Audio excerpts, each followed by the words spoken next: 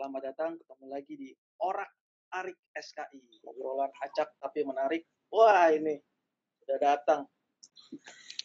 Halo, ya. Dari tadi nggak Halo. bergeser. Dari tadi nggak geser ya. Geser. Oke, kita sapa dulu. Ini Mas Monta ya, kita sapa dulu yang sudah hadir. Selamat sore. Assalamualaikum warahmatullahi wabarakatuh. Safe Parents dimanapun berada, di seantero Nusantara dan seluruh dunia. Wis, karena jaringan kita seluruh dunia nih, nggak sombong. Selamat datang di acara kita seperti biasa, Orak Arik. Ya, Orak Arik itu obrolan acak tapi menarik ala SKI, Safe Kids Indonesia. Jadi teman-teman yang baru bergabung mungkin belum tahu Safe Kids Indonesia, kami adalah satu komunitas yang fokus kepada keselamatan anak dan keluarga. Jadi child and family safety ya. Safety di sini, safety di hal-hal yang pencegahan cedera karena ketidaksengajaan atau unintentional injury, termasuk salah satunya adalah kebakaran, gitu ya, yang salah satu risiko bisa terjadi di kita dan keluarga kita. Salah satunya adalah kebakaran, gitu. Makanya kita langsung hadirkan Bapak ini yang satu ini langsung live. Masih pakai seragam loh, wih, gila. Hari Sabtu bos. Demi Safe Kids, ya, tanpa 24 jam pokoknya. 24 jam, iya haruslah. Itu namanya apa tuh? Resiko profesi ya. 24 jam. Sebuah panggilan jiwa dari sebuah profesi. Panggilan jiwanya itu nggak kuat. Ya, jadi saya perkenalkan dulu narsum kita sore ini di ujung sana, di Ciracas nih, Mas. Enggak, di rumah, alhamdulillah. Lagi di rumah, di kediaman. Di Depok. Depok. Di Depok, mantap. Berarti benar di ujung ya, di ujung Depok. Iya. Oke, sudah hadir Mas Marwanto, SKM MA. Beliau ini sekarang tercatat sebagai ngakunya instruktur di Dinas Penanggulangan Kebakaran dan Penyelamatan Provinsi DKI Jakarta, gitu. Itu yang resminya, ya kan? Jadi teman-teman yang mungkin belum familiar dengan istilah Dinas Penanggulangan Kebakaran dan Penyelamatan, intinya Damkar ya, Damkar di Provinsi DKI, gitu. Nah, Mas, selain itu Mas Marwanto juga sekarang ini kita lagi online dengan Edu Damkar ya Mas ya, Instagram Edu Damkar. Mungkin bisa dijelaskan sedikit Mas. Apa nih yang dijelaskan, apanya nih?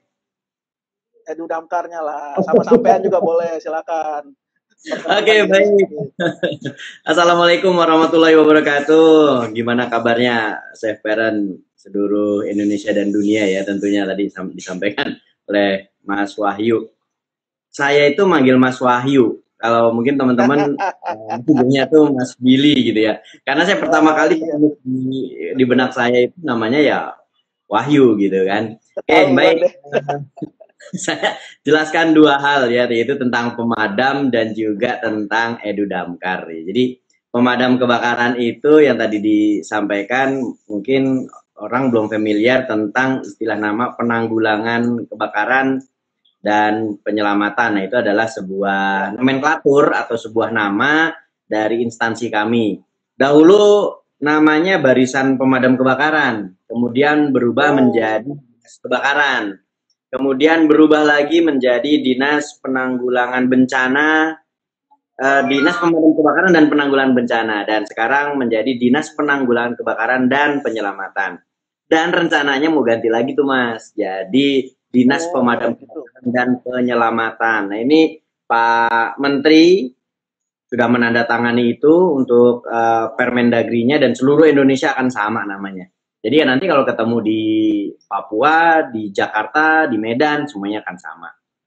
Nah, terkait channel Edu Damkar itu adalah sebuah kesadaran individu, kesadaran pribadi saya untuk berbagi pengetahuan, pengalaman, dan juga cerita tentang seluk-beluk pemadam pemadaman dan penyelamatan gitu ya. Jadi bukan hanya tentang profesi kami, tetapi memang lebih cenderung bagaimana sih masyarakat ini supaya bisa teredukasi terhadap kebakaran dan juga keselamatan. Ini sebenarnya interkoneksi nih dengan SafeKit nih. Kalau SafeKit kan lebih Oh iya nih, lebih sepupuan luas, kan. lebih banyak gitu kan. Nah, kalau saya ambil pokok yang kecilnya ya gitu ya, itu tentang kebakarannya. Karena memang terus terang bagaimana pemahaman kita terhadap kebakaran itu masih sangat minim dan mungkin bisa dibilang masih apa namanya belum peduli terhadap kebakaran. Baru peduli kalau kebakarannya udah gede gitu kan, udah bakar satu rumah gitu ya. Baru tuh oh iya baru sadar ya. Mungkin apakah diketok dulu baru sadar atau seperti apa. Tapi ini adalah sebuah upaya yaitu untuk membagi pengetahuan, membagi ilmu tentang kebakaran. Ya itu melalui Edu Damkar, bisa di Facebooknya, bisa di IG-nya, dan juga di YouTube-nya. Monggo, silahkan mampir. Gitu, Mas Jangan lupa Wahyu. tuh ya. Ya, teman-teman yang di Safe Parents yang belum follow, silakan follow @edudamkar. Terus teman-teman mungkin ada followernya Edu Damkar yang belum follow Safe Kids juga silakan follow Safe Kids, Ya tentu. @safekids.indo. Iya, karena kita ya seperti tadi Mas Manto bilang sepupuan bisa dibilang karena kita satu tujuan, satu visi, satu misi. Jujur aja Safe Kids Indonesia atau saya pribadi senang banget nih Mas kalau misalnya ada channel-channel ataupun media-media yang sekarang ya, media kekinian yang akrab dengan keluarga dan juga keluarga-keluarga muda seperti YouTube, Instagram itu yang memang bergerak kita satu visi, satu misi sama-sama untuk keselamatan keluarga, keselamatan anak. Jadi mantap. Semoga sukses Edu Damkarnya nih. Kita bisa sama-sama berjalan. Bisa selalu buat sakit juga. Kok udah mau selesai belum? Belum mulai. Nah, tadi cek nih, jadi gimana ya, fireman lah ya. Emang kalau kerennya tuh fireman lah damkar tuh, teman-teman petugas damkar tuh. Nah, saya sendiri pribadi memang selalu kagum lah sama teman-teman fireman gitu kan. Karena ya mereka jelas ada di front terdepan ya untuk kalau penyelamatan apalagi terkait kebakaran gitu kan. Cerita dulu dong Mas Mato, mungkin biar seru nih di awal kan. Pernah nggak ada apa gitu pernah menyelamatkan atau ada satu kasus atau apa pengalamannya yang seru-seru gitu selama di karirnya? Ya, kalau dibilang yang seru-seru ya ini bukan buat ajang seru-seruan sih ya sebenarnya. Yang terkenang lah, yang paling apa ya? Yang jelas gini, setiap kasus itu punya kesan. Ya, setiap kejadian itu punya kesan. Kesannya macam-macam ya, dari kesan yang kebakaran. Ya dulu pernah bukan pernah menyelamatkan, tapi pernah melakukan pemadaman. Kemudian ada seorang ibu yang gendong apa namanya guling gitu kan. Dia udah seneng banget gitu. Ternyata yang digendong itu dia berpikir itu anaknya, tapi ternyata bukan. Nah, anaknya ternyata masih ketinggalan dan itu cari lagi. Itu yang bikin kita ngilu. Tetapi yang lebih miris lagi ketika rekan kita mengalami kecelakaan, tertimpa bangunan gedung dan harus kita evakuasi gitu kan. Karena ketika kebakaran terjadi lebih dari 2 jam itu sangat riskan dan sangat beresiko. Dan itu cenderung malah masyarakat kita belum memahami itu. Bahwa bangunan yang terbakar, setiap bangunan terbakar itu memiliki resiko untuk rubuh, untuk runtuh. Dan masyarakat kita cenderung kalau ada kejadian seperti itu ya masih pengen ngelihat, pengen menyaksikan, pengen menonton bahwa itu adalah sesuatu yang mohon maaf tanda kutip tontonan yang sebenarnya menarik untuk dilihat, padahal bukan. Tetapi itu adalah sesuatu yang sangat berbahaya. Dan rekan kami waktu itu pengalaman saya ada 2 orang yang keruntuhan dan 1 selamat dan 1 gugur. Yaitu di tahun 2010 ya, di tahun 2010 dan katanya wajahnya agak sedikit mirip saya gitu kan, walaupun bukan hubungan family gitu ya, tapi ya sangat berkesan banget gitu kan. Beliau itu sangat baik, orangnya rajin, nggak ada perhitungan dan sebagainya. Nah itu kemudian pada saat kita ditugaskan untuk keluar daerah ya, misalkan entah untuk mengajar, entah itu untuk apa namanya untuk evakuasi dan lain sebagainya. Kemudian pengalaman menarik terakhir, nah ini yang cincin nih, menarik nih. Kami melakukan Ya, gimana tuh? cincin itu sebanyak 18 cincin dan 1 karet. 18 cincin dan 1 karet. Jadi kalau Bapak Ibu teman-teman semua mau searching, cari aja di YouTube, tulis aja 19 cincin, pasti akan langsung nongol. Dan itu saya pikir masih top rekor ya saat ini proses evakuasi ini. Dan ini dilakukan oleh tim dari Sudin Jakarta Pusat bidang penyelamat dan dibantu oleh teman-teman dari AGD Dinkes. Karena apa? Karena nggak akan bisa tanpa bantuan mereka. Nah, ini kolaboratif gitu ya.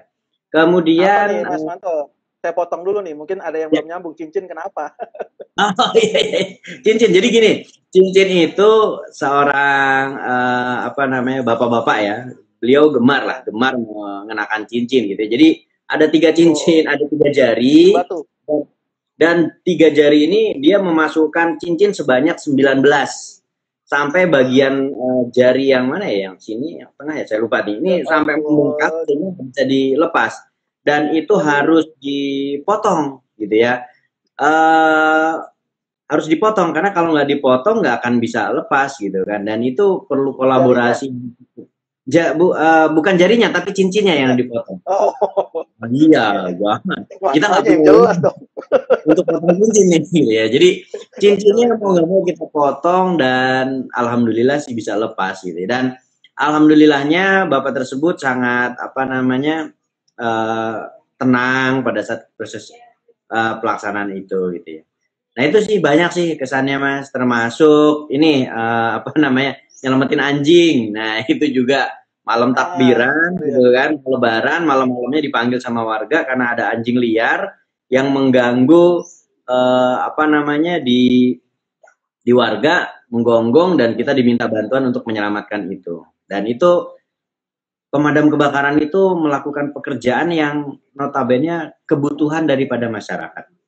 Ya masyarakat butuh apa, pemadam kebakaran membantu untuk itu. Nah kira-kira seperti itu, Mas. Nah itu dia. Jadi mungkin kita tadi udah masuk sedikit ke cerita-cerita yang berkesan ya.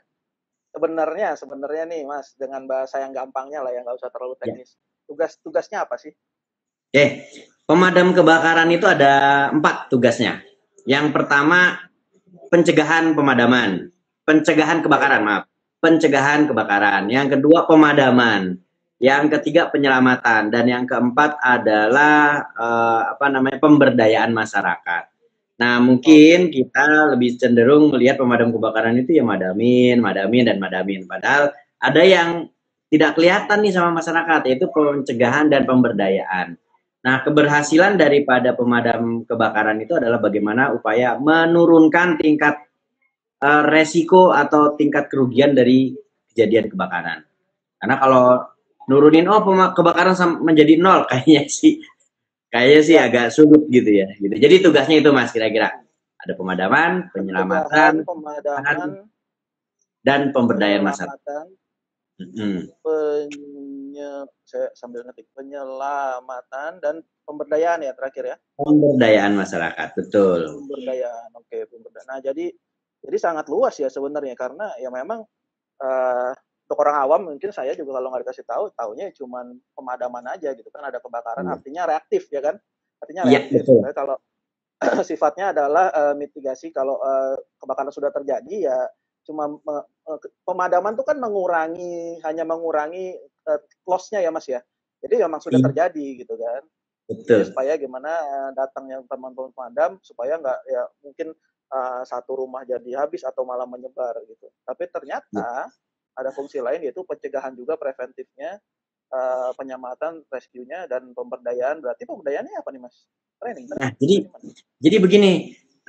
Ketika tadi disampaikan cenderung kalau kita ngelihat pemadam itu ya reaktif, artinya kalau ada kebakaran baru bekerja gitu kan. Nah sebenarnya bukan seperti itu. Jadi stakeholder yang ada di masyarakat, di apa namanya di lingkungan itu sebenarnya adalah dalam tanda kutip ujung tombaknya pemadaman, sehingga ada namanya pemberdayaan masyarakat. Semakin cepat masyarakat itu bereaksi terhadap kebakaran, maka semakin kecil resiko kerugiannya. Artinya seperti itu. Nah, kalau mungkin kalau kita membayangkan kebakaran itu bisa membesar dalam berapa menit sih gitu ya. Ya kalau membesar itu ya jelas kurang dari 5 menit gitu kan. Nah sedangkan kita nggak pernah namanya ngebayangin tuh yang namanya kebakaran kok bisa sampai 5 menit aja bisa gede kayak apa sih gitu loh. Nah itu yang masyarakat belum memahami itu. Jadi seolah-olah bahwa pemadam kebakaran itu datang ketika sudah besar, padahal bukan itu. Jadi ada satu program yaitu pemberdayaan masyarakat. Jadi lebih mengarahkan bagaimana masyarakat tersebut untuk ayo kita apa namanya kita lihat atau kita antisipasi kebakaran itu dan kita atasi sendiri. Seperti itu, Mas. Oke. Nah, menarik nih, mau nyambung situ. Apa yang praktisnya nih, Mas? Kalau misalnya memang, ya sekarang jelas lah, secara realita aja, Jakarta nggak mungkin nembus dalam 5 menit, 10 menit kan, walaupun katakanlah jarak radius dari pos itu dekat gitu. Apa yang bisa kita lakukan dulu, Mas? Nah, yang perlu kita lakukan yang pertama adalah upaya pencegahan terlebih dahulu, yaitu bagaimana penggunaan atau kita mengetahui dulu apa sih sumber-sumber yang bisa menyebabkan kebakaran. Dari data menunjukkan bahwa 70% lebih itu kebakaran disebabkan karena listrik. Karena listrik 70%. Sisanya yang lainnya, entah itu anak-anak bermain api, kemudian kompor, gas, dan lain sebagainya. Nah, dari yang faktor terbesar dulu nih, listrik. Maka kita harus menggunakan, yang pertama menggunakan listrik sesuai standar. Berapa daya yang kita gunakan, berapa kabelnya. Jangan menggunakan steker bertumpuk. Pokoknya yang colok satu, colok. Aduh, jangan deh, mendingan kita modal sedikit, menggunakan ekstensi gitu kan, colok, ada baru isiannya banyak gitu kan. Kemudian kalau masak jangan pernah ditinggal, apalagi kan sambil nonton drakor gitu kan, sambil mewek-mewek begitu kan, lupa masaknya gitu kan, atau bertelepon. Seperti janganlah, jangan ditinggal. Ya, dengar mama.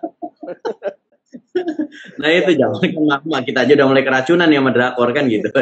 Nah itu jadi ya seperti itu. Kemudian yang penting tuh latihan pemadaman sederhana. Latihan pemadaman sederhana. Jadi memadamkan kebakaran itu jangan pernah menganggap bahwa harus punya apar, harus latihannya harus bersertifikat dan lain sebagainya. Tapi latihan pemadaman sederhana. Kemudian juga jangan lupa hubungi pemadam kebakaran kalau ada kejadian. Ya mungkin sudah nasional nih nomornya 112. Nah ini harus diingat. Ya 112 itu harus diingat dan jangan pernah berpikir wah nanti kalau ngubungin pemadam kebakaran ongkosnya berapa ya gitu kan. Jangan. Udah pokoknya ketika ada kejadian kebakaran segera hubungi pemadam kebakaran. Terkadang kita mau ngubungin pemadam kebakaran itu ragu kan. Wah tangani dulu gitu kan. Nggak masalah. Hubungi aja pemadam kebakaran. Apapun kasusnya. Ya kecuali kasus perceraian Mas. Jadi jangan. Itu udah hubungan lain lah. Itu. Jadi mau ada kebakaran kah, mau ada penyelamatan kah, atau evakuasi kah dari sarang tawon, ular, biawak, binatang yang mengganggu, silakan bisa menghubungi pemadam kebakaran.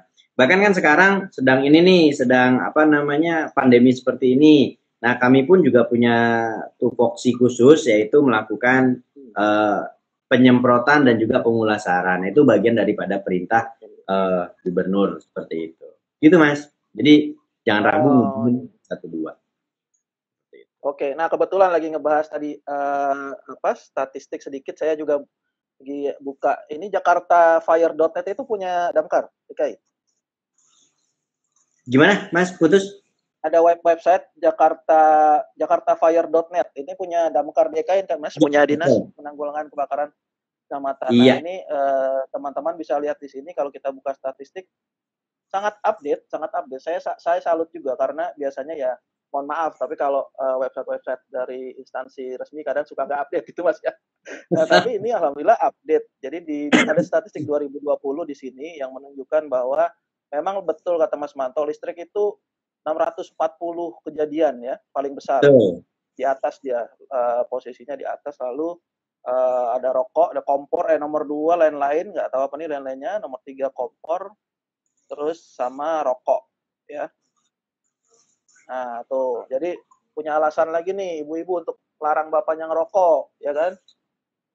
Ada 19 kejadian di 2020 di DKI Jakarta yang disebabkan oleh oleh rokok gitu ya. Emang ini Iya. berarti bisa dilihat, ini real ada di sini. Silakan dilihat sendiri, cek di jakartafire.net, ada di situ, ada websitenya Damkar DKI. Nah, tadi ada yang satu yang belum terjawab, Mas. Tadi rangkaiannya udah dari preventif itu ya, dari preventif kita harus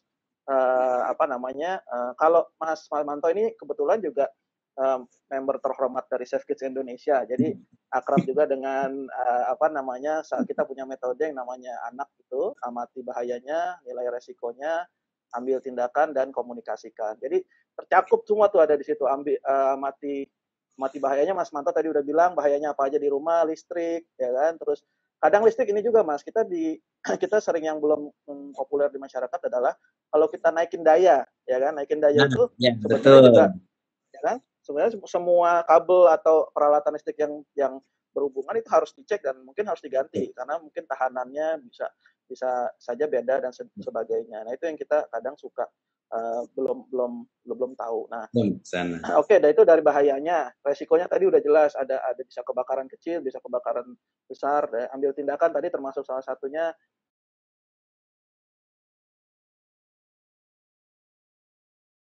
memadamkan api, ngantingan angkringan gitu. Karena satu lagi yang belum terjawab, kalau misalnya kita amit-amit gitu, rumah kita atau gedung kita kejadian manggil 112, nah kita lakukan apa sambil nunggu? Oke, baik. Jadi sekiranya memang kita mampu melakukan pemadaman, lakukan pemadaman secara maksimal. Memang yang paling efektif, aman dan efisien itu kita bisa menggunakan APAR. Jadi kita nggak perlu terlalu dekat dengan bahaya, kita bisa dari jauh. Nah, itu memang paling efektif menggunakan APAR. Lalu apa yang bisa kita lakukan? Yang jelas selamatkan diri itu lebih penting. Selamatkan terlebih dahulu diri kita, keluar, kemudian kalau yang terbakar itu misalkan kamar, tutup kamarnya.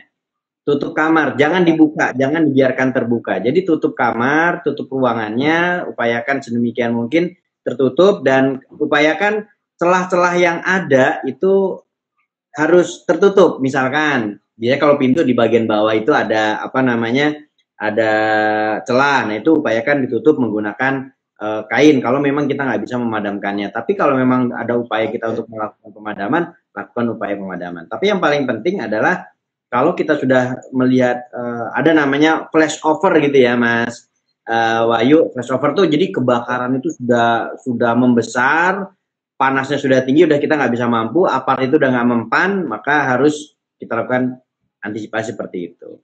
Jadi sambil menunggu, kemudian kita bisa evakuasi terlebih dahulu. Dan pastikan kalau menghubungi nomor 112, tinggalkan nomor kita. Bahwa saya Marwanto, nomornya sekian gitu ke pemadam kebakaran. Jadi pemadam kebakaran itu bisa langsung menghubungi. Tapi kita juga ada aplikasi namanya, Mas, itu Go Damkar, itu bisa dilihat di Android, itu ada aplikasi Go Damkar. Jadi sama kayak kita pesen Gojek gitu ya, atau jadi ngomong merek gitu ya, pesan makanan melalui online gitu ya. Itu tinggal klik lokasinya di mana, tapi ini untuk jangkauan DKI Jakarta ya, khususnya Jakarta Timur. Yang mudah-mudahan tahun ini bisa dikembangkan untuk di wilayah Jakarta. Dan itu ada Go Damkar, jadi kalau edukasinya Edu Damkar gitu, tapi untuk aplikasi laporannya Go Damkar gitu ya. Jadi bisa diklik di situ Go Damkar, kemudian bisa dikirimkan videonya atau fotonya seperti apa gitu. Jadi di situ nanti pemadam kebakaran akan menilai, oh ini areanya di mana, jalan tercepatnya lewat mana, dan juga bahkan kondisi terakhir itu seperti apa nih kebakarannya. Oh, karena anggapan masyarakat besar. Ya, jadi real time gitu ya, video real time gitu ya. Betul, real time, dan itu akan masuk ke dalam WA, dan itu kita bisa melakukan video call gitu ya. Jadi bisa kita langsung melakukan kontak langsung. Jadi pengalaman saya waktu bertugas di Taman Mini, waktu akan evakuasi ular, jadi kita komunikasi dengan pemilik rumah gitu kan, beliau memberikan ini Pak, gambarannya seperti ini gitu kan. Jadi kita sambil jalan sambil berkomunikasi, dan ularnya berjalan kemana dan lain sebagainya gitu. Nah, itu memang teknologi, kita mengikutilah perkembangan teknologi seperti itu. Oh, menarik, menarik. Ini menarik Ya. banget ini karena harusnya kita udah nggak asing lah sama hal kayak gitu. Satu hal lagi Mas, kalau mengenai yang persiapan, saya mau tanya nih, seperti Mas Mas Manto juga tahu pastikan kalau di Jakarta sekarang masuk komplek aja di mana-mana di portal gitu kan. Artinya bisa sebenarnya ada 5 jalur akses ke situ, tapi akhirnya cuma satu gitu kan. Nah, Betul. dari dalam bayangan saya nih ada bisa nggak ya masyarakat kita juga membantu kita mengarahkan perjalanan supaya perjalanan dari truk damkar itu mulus sampai ke tujuan gitu. Kadang kan kita nggak tahu lewatnya mana, mungkin tadinya jalur resmi ini tapi ditutup dan sebagainya. Ada Iya. nggak ya? Boleh. Jadi kita juga lebih cenderung bagaimana akses tercepat lewat mana. Terkadang kebakaran itu, ini misalkan posisi di sini kebakar, gitu kan. Posisi depan kita terbakar, tetapi kita terhalang sama tembok. Nah, Ya, kalau kita mau muter nggak mungkin. Jadi kita akan bypass melalui tembok tersebut, gitu. Dan alhamdulillah juga kita dibantu dengan rekan-rekan Indonesia Escorting Ambulance, itu IEA. Nah, nanti bisa juga dicari itu IEA. Itu beliau membantu, rekan-rekan itu membantu juga untuk membukakan jalan, kemudian mengarahkan dan lain sebagainya. Nah, terkait portal, ini menarik banget memang portal. Ini yang jadi iya. permasalahan. Sebenarnya pemadam kebakaran itu cuma kalah sama satu, yaitu kereta. Nggak bisa udah kita ngelawan ngelawan Iya, iya, betul, kalau betul. pintu kereta kita udah nggak bisa. Tapi kalau hanya sekedar portal dan sebagainya, itu bisa kita, kalau kami istilahnya namanya forcible entry. Jadi buka Hmm. paksa. Kita bisa potong, kita bisa copot dan lain Iya, sebagainya. iya. Dan itu menjadi satu bagian daripada standar operasional. Bahkan ketika kita masuk ke mall ada pintu apa parkir tuh flippernya gitu kan menghalangi, itu bisa kita kita apa namanya bisa kita eksekusi seperti itu. Jadi kemudian Ya. gapura, mungkin kalau portal kita masih bisa potong, tapi kalau gapura itu kan agak besar dan berat, nah gitu ya. Jadi memang harus ada aturannya. Minimal tinggi gapura itu 4,5 meter. Ya minimal 4,5 meter, lebarnya itu paling tidak sekitar 3 meter. Nah itu apa namanya untuk akses pemadam kebakaran. Jadi memang untuk membangun gapura, membangun portal itu memang baiknya adalah komunikasi dengan pemadam kebakaran. Kalau misalkan di bangunan gedung, nah itu biasanya masuk ke lobi itu tingginya berapa dan lain sebagainya, itu harus harus setinggi itu minimal 4,5 meter. Kenapa 4,5 meter? Tinggi mobil pemadam kebakaran itu yang paling tinggi mobil tangga itu 4,2 meter. Ketika ngayun itu ada ayunan tuh biasanya kalau ngepet net gitu kan. Nah itu kurang lebih sekitar 30 cm. Jadi paling tidak 4,5 meter. Lebih tinggi lagi lebih. Oke, seperti itu. Ini insight yang menarik banget nih. Jadi memang semuanya harusnya ada aturannya ya, termasuk bikin gapura pun karena ini terkait emergency, terkait safety, jadi ya harus diturutin gitu ya. Ya. Ini Dan terkait yang dengan paling penting ini Mas, peran-peran, silakan silakan. yang paling penting tuh parkir. Nah, Hmm. kadang ya kami menemukan tuh kalau ada kejadian kebakaran, mobil parkir di pinggir perumahan komplek atau di pinggir jalan, itu juga akan sangat mengganggu proses Iya, operasional betul. pemadam kebakaran. Jadi ya mohon Betul. maaf Bang kalau misalkan agak-agak kesenggol sedikit mobilnya sama mobil pemadam kebakaran. Karena mobil pemadam kebakaran tuh lebar-lebar gitu kan. Truknya mungkin Iya, betul. standar, tapi belakangnya itu bisa melebar. Jadi ya walaupun kadang masyarakat juga membantu bukan memindahkan mobil, mengangkat bahkan sampai. Jadi bareng-bareng itu mobilnya rame-rame diangkat ya karena lebih baik mengorbankan satu mobil tapi beberapa rumah itu bisa terselamatkan. Jadi masyarakat pun Betul, betul. alhamdulillah semakin ke sini masyarakat semakin peduli terhadap pemadam kebakaran, peduli terhadap keselamatan. Jadi ya mungkin memang program kami pemberdayaan masyarakat itu sampai ke arah sana. Seperti itu, Mas. Oke, oke. Penting ini dicatat juga nih teman-teman seafarer semuanya yang melihat bahwa tadi kalau terjadi kebakaran yang penting adalah selamatkan diri sendiri dulu. Artinya pedulikan diri sendiri dulu. Kalau memang bisa teman-teman punya kemampuan, punya skill dan punya juga alatnya, silahkan dilakukan pemadaman sesuai dengan tadi skill dan alatnya. Tetapi tetap utamakan keselamatan diri sendiri juga Mas ya. Jangan sampai kita konyol malah kita jadi korban lanjutan malah Iya. akhirnya menyusahkan banyak orang juga Betul. dan seperti itu karena ingat safety first itu bukan sekedar slogan, karena kita harus, kalau di safety, di dunia safety itu kan ada istilahnya PEAR, mungkin Mas Maaf juga tahu, PEAR. Jadi utama adalah people, environment, aset baru. Jadi barang itu sebenarnya bisa jadi nomor 2, nomor 3 gitu. Tapi kalau udah nyawa, ya nyawa hilang sudah susah gitu. Nah, Iya. terkait dengan peran masyarakat nih tadi Mas Mantap nyinggung situ. Saya pernah lihat sih, bukan sering, di Instagram atau di mana itu, bahwa lagi kebakaran gitu kan, nyemprot, teman-teman pemadam nyemprot, terus ada juga, loh kok ada satu yang nggak pakai seragam, ya memang orang sipil yang pakai celana pendek, pakai kaos gitu, diambil hostnya teman-teman, dia nyemprot sendiri. Terus juga ada lagi di video lain, di klip lain, yang teman-teman masyarakat mungkin rumahnya atau rumah tetangganya, karena ingin bangsa Indonesia kan guyup ya, rasa ingin membantunya sangat besar, gotong royongnya, ya dia menuju ke tempat kebakaran, di atas genteng-gentengnya itu dia berusaha nyelamatin sendiri. Nah, seperti itu gimana Mas tanggapannya Mas? Iya, jadi memang keinginan masyarakat untuk membantu itu semakin kesini semakin besar.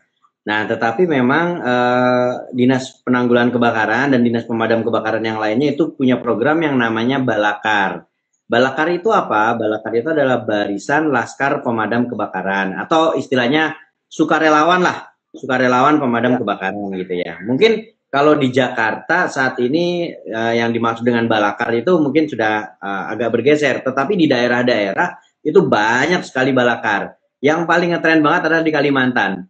Mungkin kalau bisa buka Facebooknya teman-teman pemadam yang di daerah Kalimantan itu, bahkan mereka sampai membuat pos tersendiri, pos tersendiri gitu kan, pos pemadam, tapi mereka balakar gitu ya. Jadi mereka mau bawa sendiri. Bahkan mungkin APD-nya juga nggak seragam. APD-nya dia mampu beli ya dia beli, nggak mampu ya udah seadanya. Bahkan helmnya pun helm motor gitu kan. Jadi kayak orang balapan memang. Jadi tapi bukan balapan, tapi memang untuk memadamkan. Nah, terkait hal tersebut memang sebaiknya ya kami hanya bisa menghimbau gitu kan. Kalau melarang kami nggak bisa juga, tapi menghimbau. Sebaiknya ketika ada kejadian kebakaran, serahkan kepada kami ahlinya. Kalau mau membantu mungkin di belakang, tapi bukan di TKP. Misalkan begini, ketika kita akan masuk, oh pintunya tertutup, maka boleh tuh tolong dibantu pintunya dibuka secara forcible entry, atau kita siapkan.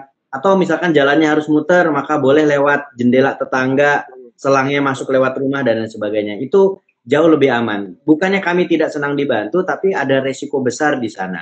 Karena ketika ada kejadian kebakaran, seringan-ringannya luka, lecet itu bisa terjadi. Ya, bisa terjadi.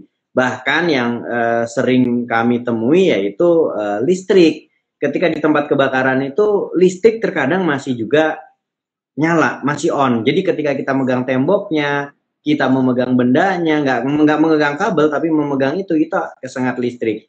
Bukan karena PLN-nya tidak bekerja, bukan, tetapi bisa jadi di rumah tersebut ada namanya UPS, ada namanya baterai gitu kan. Jadi bisa mengakibatkan kesengat listrik. Itu yang cukup berbahaya memang. Begitu Mas. Jadi bukan kami melarang, bukan menganjurkan gitu ya, tetapi kalau ingin membantu lebih baik jauh dari area TKP. Nah, mungkin satu lagi gini, ketika akan membantu misalkan untuk mencegah perambatan, nah itu bisa membantu dengan cara menyingkirkan barang di area yang belum terbakar nih, supaya perambatannya tidak berjalan gitu. Kalau untuk di beberapa daerah mungkin rumahnya berderet banyak gitu kan, supaya supaya nggak merambat ke rumah yang lain, rumah yang di sebelah yang belum terbakar boleh diturunkan gitu atau dirubuhkan gitu kan. Tapi kembali lagi itu harus ada kesepakatan dan juga kesepahaman lah dengan tetangga-tetangga. Jangan sampai nanti main rubuhin rumah aja kan gitu ya. Semua orang main rubuhin gitu ya. Kalian ini ngutang, nih tetangga ngutang 2 tahun nggak bayar-bayar sekalian aja. Nah, ini jadi repot kan jadinya. Iya. Ngomong-ngomong, saya baru lihat flyer kita nih, mohon maaf nih, saya semua nih jamnya salah kayaknya. Jadi 16.45 sampai 17.15, bentar banget. Maksudnya 18.15. Aduh, ini maaf salah teknis dari tim kami yang bikin flyer. Kalau cuma setengah jam mah nggak cukup ngobrol seru kayak gini ya. Jadi sampai 18.15 insya Allah pas maghrib. Nah, oke, menarik sekali nih Mas Manto. Tadi peran dari, jadi mungkin saya ingatkan sekali lagi teman-teman, memang kita hidup di culture yang gotong royong, saling membantu dan sebagainya, itu sangat-sangat baik, itu satu kekuatan sebenarnya Mas Manto ya. Itu bukan suatu kekurangan, satu kekuatan, tetapi harus ditempatkan di tempat yang betul gitu. Jadi saya tahu gimana beratnya tugas dari teman-teman petugas damkar, karena saya juga nyangkut-nyangkut dengan fire kerjaannya. Jadi training itu sangat berat teman-teman. Training itu sangat berat, apalagi teman-teman damkar itu, saya udah nggak tahu deh seperti apa bisa menjelaskannya. Sangat berat, tingkatannya juga berlapis-lapis, sertifikasinya juga sangat ketat, ya kan, nggak sembarangan. Terus gimana bisa megang hose itu juga latihannya sangat berat ya, dan hose itu juga ada pressernya dan segala macam, bisa menghentak kembali ke kita dan sebagainya. Jadi teman-teman silahkan menolong, tapi juga dengan sesuatu yang tempatnya yang betul, artinya tidak malah memberatkan lagi tugas dari teman-teman petugas damkar yang ada di lokasi dan malah membahayakan ya Mas ya. Saya juga lihat satu video itu akhirnya orang itu malah kejeblos itu di genteng gitu, mungkin gentengnya karena kejeblos, akhirnya ya mungkin fokusnya jadi menyelamatkan dia gitu, nggak fokus ke kebakarannya itu sendiri gitu. Oke, menarik nih Mas. Nah tadi sempat cerita di awal yang berkesan Mas Manto, salah satunya ada ibu-ibu keluar bawa guling, disangka itu anaknya gitu kan, itu sangat mengharukan sekali Mas ya. Dan kita kan memang Safety Indonesia juga fokusnya ke anak-anak dan ke keluarga gitu, Mas.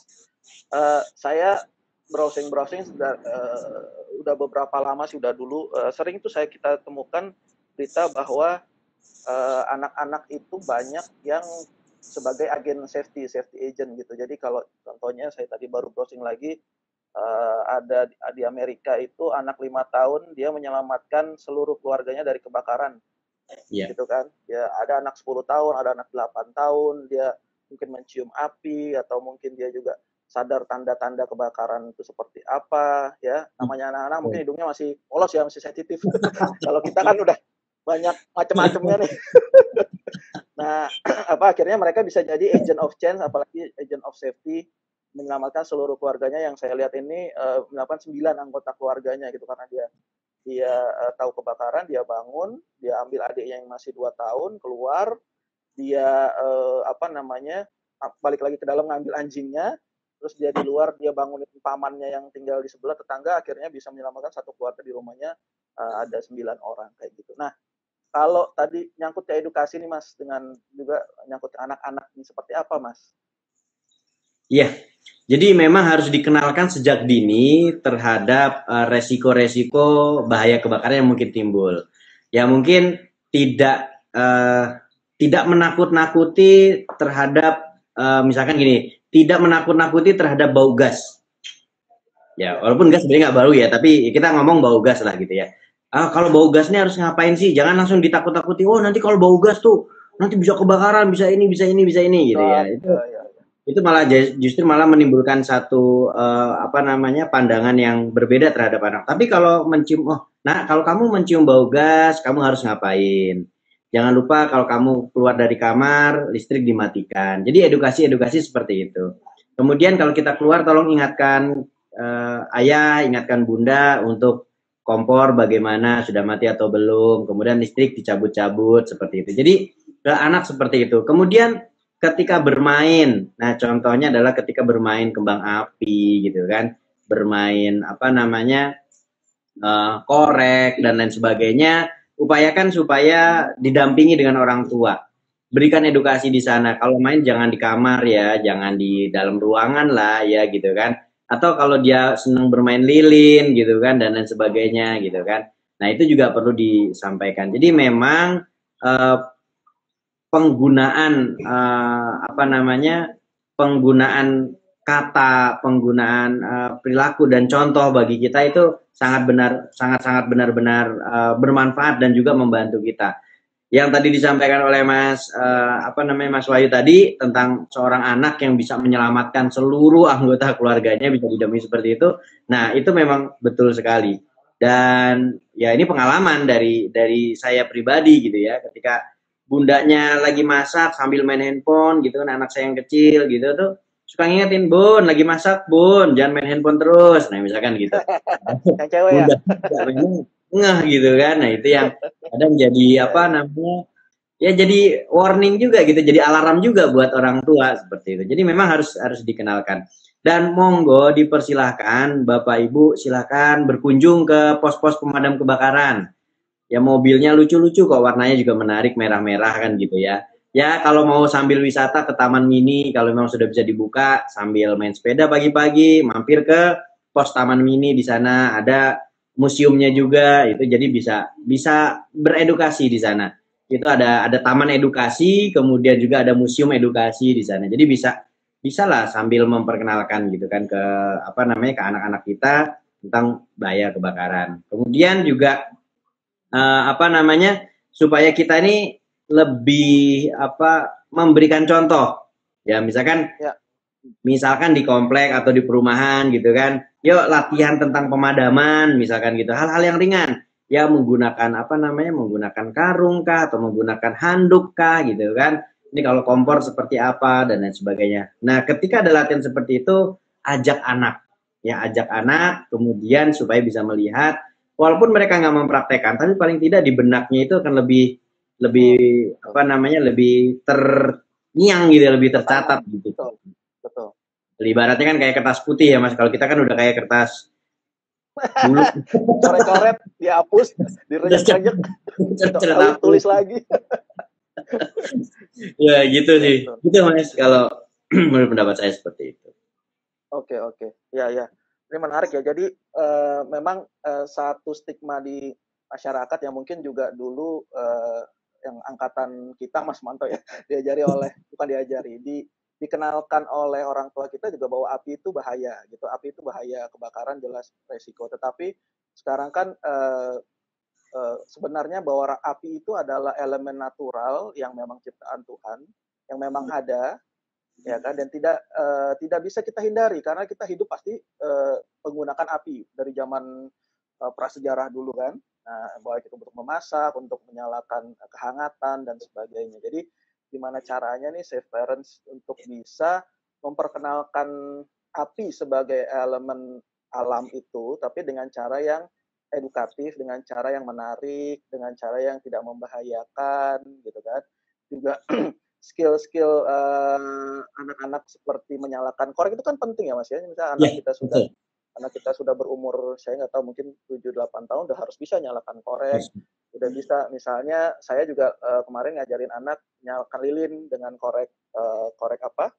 Matches itu ya. Saya nyari korek kayu agak susah soalnya. Nah, itu artinya nanti kalau misalnya kita mati lampu, blackout di rumah, harus menyalakan lilin, itu dia harus bisa gitu. Dia harus punya skill itu gitu. Gimana caranya dia bisa melakukan skill itu, dan tanggung jawab kita sebagai orang untuk ngajarin gitu. Jadi bukan api nggak boleh itu bahaya deh, itu nggak boleh Mas disentuh Mas, nanti kamu kebakaran gitu. Jadi akhirnya tadi Mas Manto bilang tertanam sudah ada persepsi dulu di otak anak itu bahwa api itu bahaya, nggak boleh disentuh dan tidak boleh berhubungan sama sekali dengan api ya. Memang ada unsur betulnya, tetapi juga sepertinya kita harus mengarahkan caranya begini loh nak. Kamu tidak boleh main sendirian. Tadi Mas Manto bilang kalau main kembang api sama ayah ya gitu.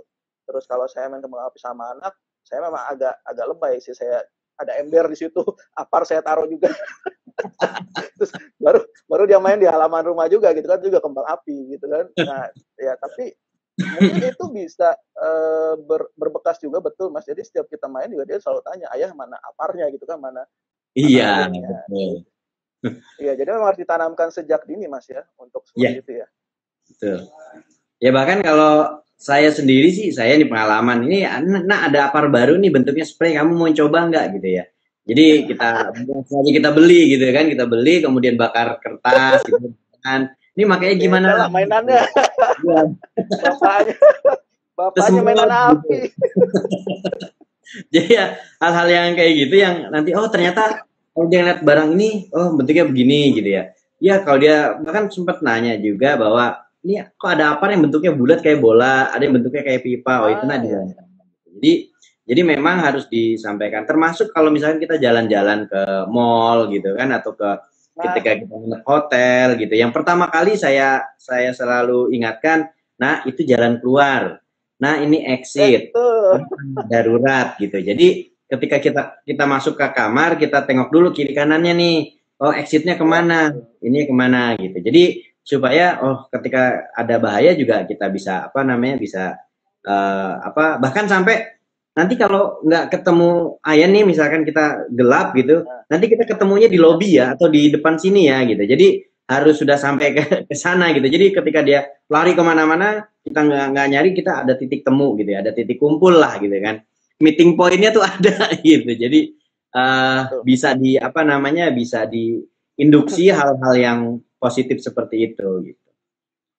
Ya, Gitu setuju Mas. Mas. Saya jadi ingat nih.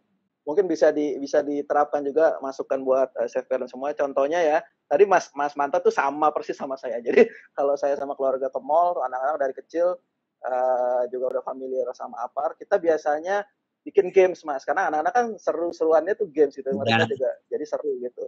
Jadi ayo hitung Apar gitu kan. Misalnya kita ke lantai, coba hitung Apar. Oh itu ayah satu, itu ayah dua gitu kan. Jadi mereka secara nggak sadar mereka kenal Apar itu apa, mungkin walau belum tahu cara pakainya, cuman lokasinya ada di mana. ya, Terus itu bisa juga diterapkan sama exit ya, exit emergency exit ya, Mas ya. Ya, kan itu biasanya kalau di mall-mall tuh lampu ya, hijau tuh, hijau terang, ya, tulisan exit. Nah, itu kita juga bisa bentuknya game saja, have fun aja sama ya. anak-anak. Coba coba siapa yang bisa duluan cari apa exit gitu kan, pintu keluar darurat gitu. Jadi otomatis mereka tertanam, mereka tahu tuh exit exit door seperti apa. Sama satu lagi ini untuk spot teman-teman security gitu. Jadi Ya, untuk membiasakan bahwa mereka familiar dengan orang-orang yang berseragam, karena kan nanti emergency yang datangnya seragam semua nih kayak Mas Manto nih. seragam semua betul. Iya. Dan bapak-bapak Polisi, security damkar, gitu. nah Mm-mm. bapak-bapak security, polisi, damkar, Iya, BNPB, SAR gitu misalnya ya. Terus iya. ya mereka jadi familiar. Kalau dulu kan ya dulu lagi nyalain orang tua lagi. Dulu kan kita Jangan, kayaknya, jangan. wah jangan tuh ada polisi gitu kan. Polisi nanti ditangkap gitu kan. Iya, Ada ntar dokter malah. lagi suntik gitu kan. Oh, Padahal kan ntar dokter disuntik. Padahal gitu. mereka adalah orang-orang yang akan menolong kita. Mereka adalah first responder ya kalau kita nyebutnya. Iya, Yang dimana kalau kita ada kesulitan dan anak kita juga harus apa namanya, harus familiar dengan itu. Ya nggak iya. setuju nggak Mas? Untung belum belum ketemu pemadam. Wah, ada pemadam nanti disemprot gitu kan. Ya kalau ada pemadam Iya, nanti disemprot ya repot juga tuh. Kalau ada pemadam nyari, padahal ketika ada kebakaran yang dibutuhkan pemadam kan gitu. Iya, betul Mas. betul. Jadi memang teknik sih sebenarnya, itu teknik gimana kita Ya, mengedukasi anak-anak kita supaya lebih familiar gitu kan. Ya bahkan ya awal-awal ketika masuk ke mall pernah mati lampu, anaknya langsung teriak, oh, "Ayah!" gitu kan ya, seperti itu. Padahal kita langsung pegang tangannya, udah tenang aja, diem aja dulu. Sebentar lagi juga nyala kok lampunya gitu kan. Dalam hitungan beberapa oke. detik langsung lampu nyala. Oh, itu kan nyala. Oh, jadi kemudian timbul pertanyaan kan, kenapa kok bisa langsung nyala? Kenapa ini ya? Itu udah panjang deh tuh ceritanya tuh. Dan anak-anak sekarang Ya. lebih ini, lebih lebih cerdas gitu ya, saya pikir daripada saya dulu gitu kan. Mau nanya tuh takut gitu. Sekarang tuh kalau nanya udah nggak ada rasa takutnya gitu.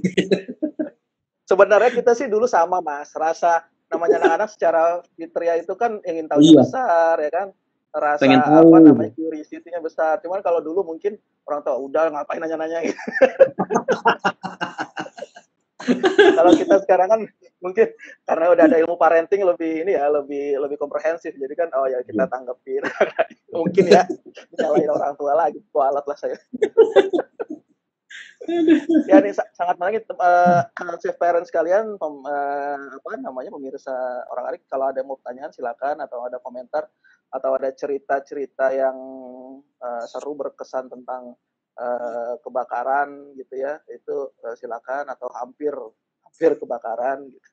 Ini cerita sedikit aja, Mas Manto itu memang salah satu kontributor Chef Kids juga yang awal-awal bergabung ya, mempercayai Safe Kids Indonesia karena kita satu visi, satu misi.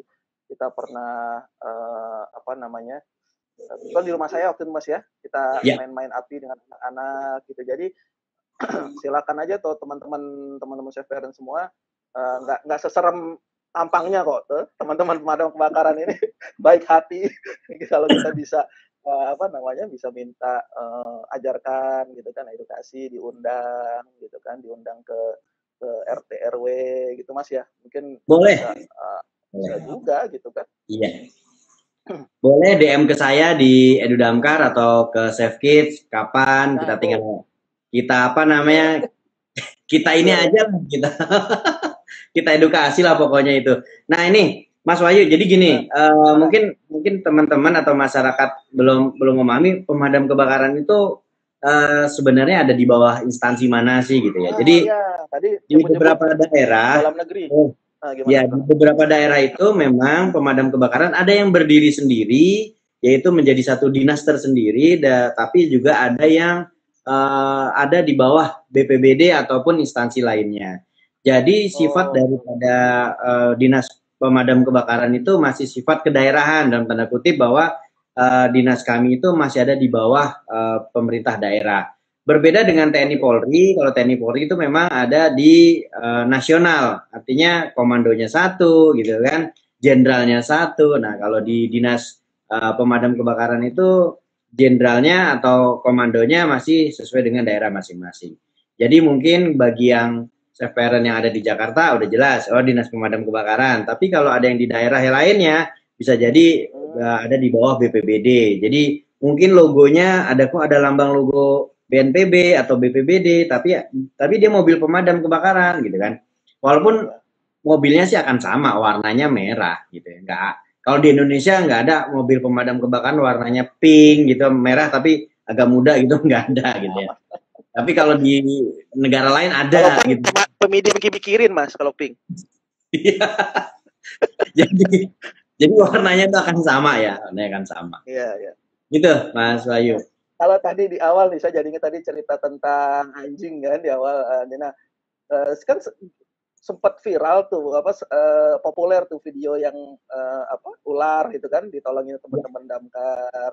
Itu gimana Mas ceritanya? Memang punya kompetensi untuk itu? Iya, jadi memang ya tadi yang seperti saya sampaikan di awal, pemadam kebakaran itu adalah instansi yang menjawab kebutuhan daripada masyarakat. Nah waktu itu memang 2 atau 3 tahun yang lalu ya gitu ya ada evakuasi ular gitu kan yang dilakukan oleh pemadam kebakaran. Jadi memang kami pun dilatih di Diklat itu ada evakuasi jenis hewan. Ya waktu itu memang yang evakuasi yang dilatih ke kami itu ada 3, yang utama 3, yaitu tawon, ular dan buaya. Nah ular, tawon dan buaya. Jadi ini buaya beneran nih. Bukan buaya darat. Ngeliat buayanya kok ke saya nih. Jadi memang kita dilatih gitu kan, dilatih untuk penanganan hal-hal seperti itu. Namun perkembangan ini cukup banyak gitu kan, sehingga ada anjing liar, ada monyet liar, bahkan kayak burung, kalau nggak salah burung rangkong ya, apa namanya itu yang besar itu gitu kan. Nah dia menyampaikan, Pak gimana caranya itu harus ketangkap gitu kan. Nah itu ya kita juga menggunakan sebuah teknik, dan juga memang alhamdulillah di pemadam kebakaran itu cukup komplit personilnya, dan alhamdulillah ada juga yang mengetahui tentang ilmu binatang gitu kan. Pak jangan dibuat stres burungnya, udah Pak tenang aja ini dan sebagainya. Dan alhamdulillah ketangkep. Dan itu rasa bersyukurnya luar biasa, rasa berterima kasihnya luar biasa pemilik burungnya, karena mahal kan gitu burung tersebut gitu ya. Oh itu burungnya dia lepas maksudnya? Saya kira ganggu burungnya. Oh. Nggak ganggu tapi lepas gitu. Jadi kebutuhan masyarakat kan gitu. Nah ular itu menarik. Menarik ini sih sedikit membahas tentang ular, walaupun saya nggak tahu banget gitu ya tentang jenis perularan itu ya, tapi ilmu yang saya dapat gitu ya. Jadi bapak-bapak teman-teman kalau misalkan melihat ada ular, ada biawak gitu ya, jangan dibunuh memang, betul jangan dibunuh. Jadi ada di mana? Misalkan kalau bisa ditutup menggunakan ember atau baskom, tutup aja dulu. Nanti nggak usah dievakuasi gitu ya. Jadi nanti biar pemadam kebakaran atau tim kami yang datang kemudian biarkan mengevakuasi. Kalau memang kita nggak punya keahlian, adanya di mana nih? Di kamar, udah kamarnya tutup dulu. Gitu, jangan dibunuh atau apa. Misalkan contoh begini. Biawak Biawak itu adalah hewan yang sangat apa namanya penting dalam ekosistem. Karena apa? Dia bisa mengendalikan apa namanya ular, bisa mengendalikan tikus, juga bisa memakan bangkai. Nah, termasuk ular itu juga sebenarnya memakan makanannya kan, salah satunya adalah tikus. Nah, yang perlu kita lakukan nih untuk menghindari ular, apalagi nih musim-musim sekarang nih, yang biasanya baru lucu-lucunya nih Mas, baru netes nih ular-ular kobra. Hati-hati. Ular kobra nih. Bulan-bulan ini nih November, Desember, Januari ini biasanya mulai muncul nih, gitu kan. Kan sempat rame juga tuh, banyak ditemukan ular ini baru netes gitu ya. Gitu ya. Jadi ular kobra itu walaupun baru netes gitu, baru keluar dari cangkangnya gitu ya, dia sudah berbisa. Ya gitu. Jadi justru malah hati-hati terhadap ular apa namanya?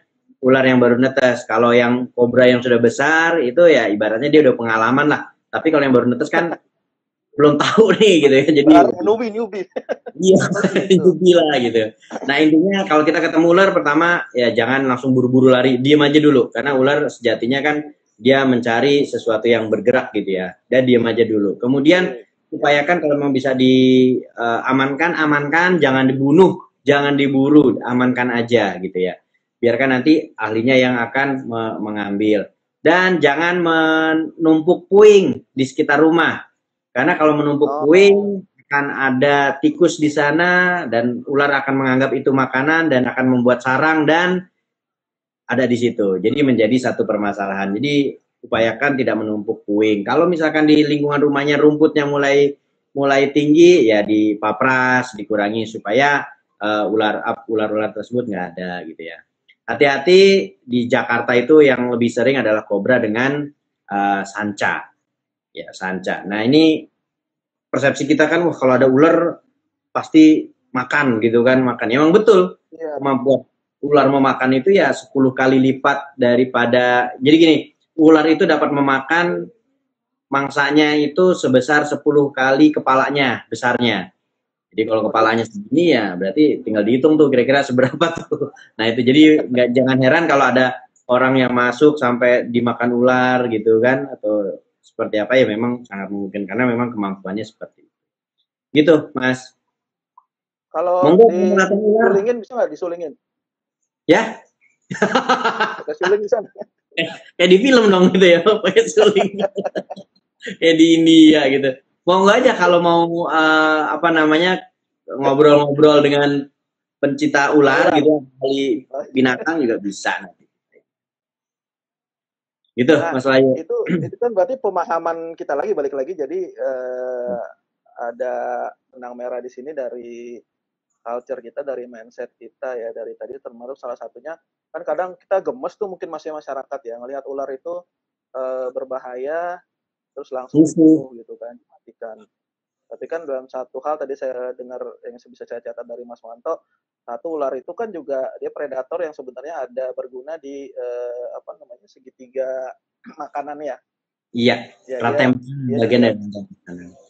Betul bagian dari situ. Jadinya dan juga sebenarnya ular itu bisa jadi mungkin ya dia yang takut ya dibandingkan kita ya. Mungkin saya pernah baca ya kan kalau binatang itu sebenarnya bisa jadi mereka yang takut dengan kita, tapi karena kita udah takut duluan terus kita berusaha bunuh, akhirnya dia mempertahankan diri ya, dia nyerang mau nggak mau. Itu kan itu kan mereka tidak punya logika, mereka hanya punya apa namanya insting untuk bertahan aja gitu kan. Iya. Artinya ini sangat penting sekali. Jadi diam dulu, tadi Mas Wanto bilang kalau lihat ular diam dulu, jangan buru-buru lari, mungkin malah atau menyerang, malah dia akan mempertahankan diri. Kalau selfie boleh nggak selfie? Selfie boleh. Yakin loh gitu ya. Nah ini apa namanya di rumah saya nih Mas, kadang suka kalau udah agak siang gitu ya, itu biawak keluar gitu kan. Dari got gitu kan, saya panggil nak, itu nak, lihat nak ada biawak gitu kan. Dari kecil, biawak itu dari kecil. Biawaknya dipanggil. Dari kecil sampai sekarang udah lumayan besar tuh gitu kan. Dan apa namanya, bagi kita juga ya alhamdulillah tetangga juga, Pak berarti biawak jangan dibunuh ya Pak, nggak usah Pak gitu kan. Kadang suka ngobrol bareng sama kita gitu kan. Tapi itu liar, nggak kita pelihara gitu kan. Jadi dia berjemur, kita nontonin dia gitu kan. Ya seru aja sih. Kadang suka jalan-jalan bareng gitu kan. Jadi biawaknya jalan, ya kita juga jalan gitu. Jadi dia malah membantu kita sih sebenarnya gitu. Yang penting adalah ya saling sadar. Satu ilmu, satu guru, jangan ganggu, begitulah kira-kira. Ya, kan kalau mau diurutin nenek moyangnya duluan yang ada di situ kan. Itu betul, karena ya kita menempati rumahnya dia gitu kan. Kita menempati halamannya dia gitu, tempat mainnya dia gitu ya. Kalau dia bisa protes ke pengadilan kan bisa kita tuntut gitu. Iya, protes ke pengadilan biawak kan kalah kita. Iya, bisa di demo itu. Ya gitu. Jadi edukasi sekali lagi, edukasi itu juga sangat penting. Makanya kita ada Service Indonesia, ada Edudamkar seperti itu. Karena ya kalau enggak kita akan hanya hidup dari punya pola pikir ya turun temurun aja, mewariskan aja dari guru-guru kita dulu ya, dari memang mungkin pendidikan kita dulu, orang tua kita dulu dan sebagainya. Ternyata kan kayak gitu-gitu tuh ya contohnya ular tadi seharusnya jangan langsung dibunuh gitu kan, dia ditangkap aja nanti. Sekarang pertanyaannya kalau ditangkap terus diapain tuh Mas? Dibebasin lagi tempat lain atau gimana? Dari pemadam kebakaran ya. Jadi kalau pemadam kebakaran, kalau ada beberapa tempat ya, itu dari dinas kehutanan itu juga mengambil gitu kan, atau menampung. Kemudian beberapa yang saya tangkap itu dia baru molting ya istilahnya ya, baru ganti kulit, itu cakep banget gitu, masih mulus banget, masih bersih banget gitu ya, dan menjadi salah satu ular sanca terbesar di Museum Reptil Indonesia di Taman Mini. Jadi saya dapat langsung saya serahkan ke Museum Reptil, dan alhamdulillah itu memang besar banget, hampir 6 meter gitu kan, yang ditangkap di daerah Cipayung, yang saya langsung memimpin operasi itu, dan menarik banget. Jadi ada beberapa memang kita simpan atau kita tampung terlebih dahulu, bukan kita pelihara ya Mas, karena kita nggak bisa memelihara itu, tapi memang ada dinas saya lupa namanya, tapi kita hubungi, kemudian beliau nanti akan mengambil gitu kan, dan memang akan dilepas liarkan di beberapa tempat ya, di beberapa tempat juga, termasuk tim kami juga bergabung dengan tim Mas Panji gitu kan. Nah itu memang dilepas liarkan kembali gitu. Tapi dilepas liarkannya bukan di hutan Jakarta udah nggak ada hutan kan gitu ya, itu taman judulnya. Tapi di luar daerah ada memang satu alam, ya kita lepaskan di sana gitu, supaya memang kembali ke habitatnya yang lebih, ya rumahnya dia lah, dia lebih pasnya. Jadi apapun judulnya, binatang kayak ular itu adalah bukan binatang mainan, dan itu tetap aja namanya binatang buas walaupun kita pelihara dari kecil. Gitu. Iya. Kebinatangannya masih ada ya. Kebinatangannya masih ada. Betul. Ya walaupun kita pelihara ya tetap aja binatang. Iya, tetap aja binatang. Tetap aja. Oke, Chef Parents, sebelum kita tutup nih, yang ada 10 menit lagi, kalau mau bertanya, ada komentar, silakan. Ini kayaknya banyak fansnya Mas Manto juga nih, kayaknya. Iya. Dianisa, makasih. Mbak Rika Sukma, Trianti, Damkar Tambora, kan nih anak buah semua nih kayaknya nih. Oh iya, Damkar Tambora ini. Keren-keren dia nih. 5274. Selamat, terima kasih sudah bergabung. Mbak Dianinda, Fauzi Amal, banyak nih. Galuh, Afsandi, Mas Rak Art juga, ya. Rizky Yoga, banyak sekali nih gabung di sini. Ya. Okay. Jadi mungkin apalagi nih Mas yang bisa diceritain nih? Ya, jadi intinya begini, kalau ada kejadian apapun gitu, nggak usah ragu untuk menghubungi pemadam kebakaran. Mau tugas pokok kita ada 4 tadi, yaitu pencegahan, lebih ke edukasi gitu kan, atau pemeriksaan bangunan gedung, kemudian juga pemadaman itu sudah pasti, kemudian penyelamatan dan pemberdayaan masyarakat. Jadi Chef Parents dimanapun berada, nggak usah ragu ketika membutuhkan pemadam kebakaran apapun itu. Ya bahkan terakhir itu ada ojol yang kuncinya nyemplung ke got, panggil pemadam kebakaran. Karena nggak bisa diambil, akhirnya gotnya kita bongkar dan dan itu bisa dievakuasi gitu kan. Itulah kebutuhan daripada masyarakat gitu kan. Jadi tidak usah sungkan, tidak usah ragu, jangan menganggap bahwa pemadam kebakaran itu sebagai apa ya namanya ya, yang menyeramkan ya, tampangnya aja menyeramkan tapi hatinya insya Allah. Dan pemadam kebakaran nggak pernah tutup, nggak pernah libur, mau lebaran berapa kali juga nggak pernah libur, jadi 24 jam. Jadi ngubungin 112 atau kenalan dengan pos pemadam kebakaran terdekat, dan nggak usah ragu, nggak usah nanya nih, Pak, pemadam kebakaran buka apa tutup nih? Nggak ada pemadam kebakaran tutup. Buka jam 8, tutup jam 9. Open close gitu kan, nggak ada ya. Jadi 24 jam, monggo silahkan datangi pemadam kebakaran. Datang mau ngobrol, mau diskusi tentang pemadam kebakaran di pos-pos terdekat dimanapun, insya Allah kami selalu siap. Seperti itu. Mas. Tentang edukasi kebakaran ke anak, boleh? Silakan. Boleh. Apapun itu, edukasi ke anak. Justru malah kita senang kalau edukasi ke anak, karena apa? Karena kesannya akan lebih menarik dan itu pendekatannya juga lebih enak. Makanya kalau memang sempat main ke Taman Mini, di situ ada taman edukasi, ada museum edukasi, di situ juga teman-teman kita di pos pemadam kebakaran. Bahkan ada pos sendiri untuk edukasi. Iya, pos sendiri. Jadi ada pos pemadam kebakaran. Jadi bahkan kalau di sana terkadang anak-anaknya di edukasi sendiri, ibu-ibunya juga ikut, yang jagain juga ikut. Jadi misalkan kalau anak-anak dari TK misalkan atau yayasan hadir ke sana untuk main ke pemadam kebakaran, ini kan sambil nunggu kadang ibu-ibunya gitu ya. Ya udah, anaknya sih diedukasi, ibu-ibunya juga kita edukasi tentang pencegahan kebakaran di rumah gitu kan. Nah, ini monggo, termasuk pemadaman kebakaran kalau kompor sampai menyala gitu kan, ada gasnya keluar harus bagaimana dan lain sebagainya. Seperti itu sih, Mas. Jadi insya Allah kalau ada kesempatan monggo kita gabung, kita kumpul. Boleh kumpul nggak ya? Boleh lah gitu kan. Jangan terlalu banyak kan gitu ya. Ya PSBB seperti ini. Nanti dikondisikan lah insya Allah, Mas Wahyu. Ya. Betul kan, karena memang ibu-ibu ya yang paling terpapar ya, memang ibu-ibu ya, memang ibu-ibu, ibu rumah tangga, ART di rumah, yang suka masak, itu kan mereka yang lebih rentan gitu istilahnya kan, kelompok yang lebih rentan karena lebih terpapar oleh bahaya tersebut gitu. Kalau bapak-bapak mungkin ya bukan stereotip, tapi kan lebih banyak keluar rumah, lebih banyak bekerja di luar dan sebagainya. Jadi memang edukasi ke kelompok-kelompok rentan seperti ibu rumah tangga, anak ini ya penting ya. Ternyata buktinya seperti tadi kita udah diskusi, di luar negeri banyak tuh berita anak kecil menyelamatkan keluarganya dari kebakaran karena mungkin dia tidak bisa nyemprotnya, cuma dia tahu tanda-tanda kebakaran, dia tahu asap, mungkin dia bisa dengar sirine alarm. Kalau kita kupingnya udah banyak tersumbat. Kalau anak-anak mungkin lebih sensitif terhadap panca inderanya dan sebagainya gitu.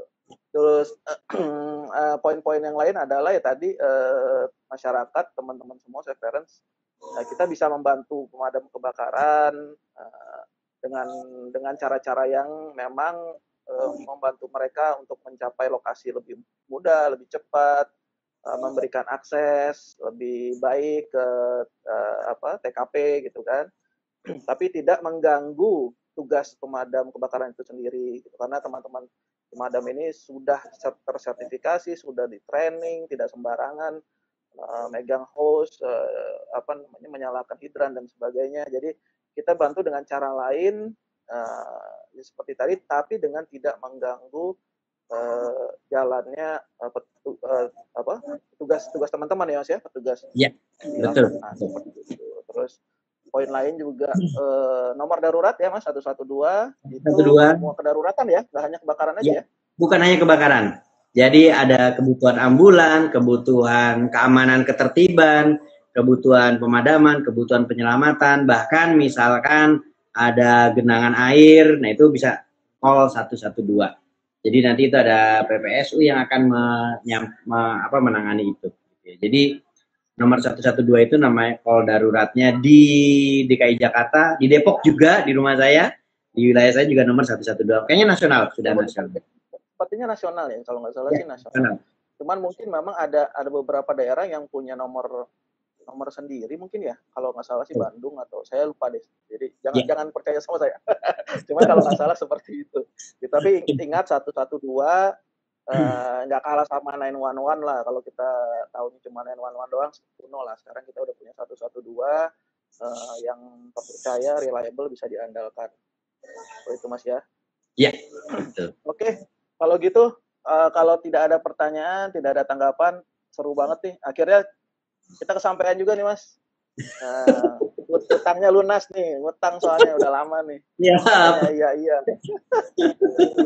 Jadi mohon maaf karena memang akhir tahun kemarin kita lagi mempersiapkan Fire Safety Challenge.